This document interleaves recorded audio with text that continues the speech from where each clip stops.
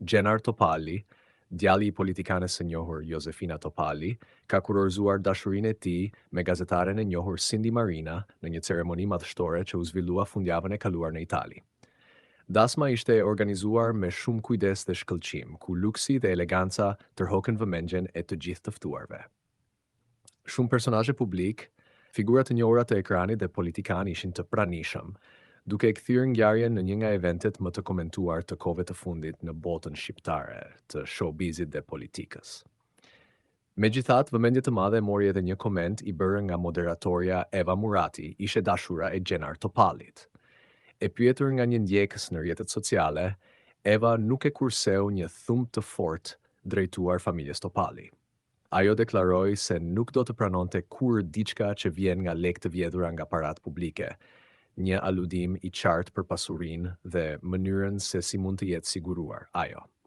Ky reagimi I saj ndezi debat në rrjete, duke rikthyer edhe një herë në qendër të diskutimeve marrëdhënien e saj të dikurshme me Gjenarin.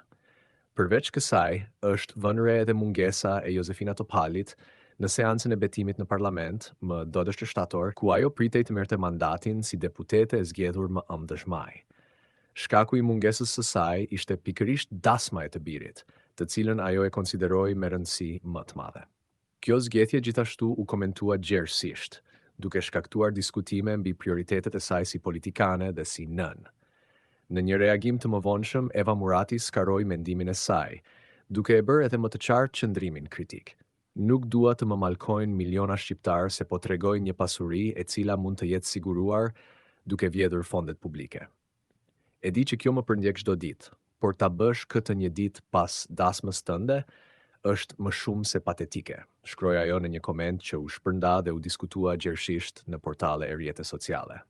Kjo deklaratë e fortë e Evës e kombinuar me atmosferën luksoze të dasmës dhe mungesën e Josefina Topallit në betimin zyrtar e ka bërë këtë ngjarje një ndër temat më të diskutuara të momentit, duke përzier dashurinë, luksin, politikën dhe polemikat në një skenë të vetme që vazhdon të ndezë debat publik.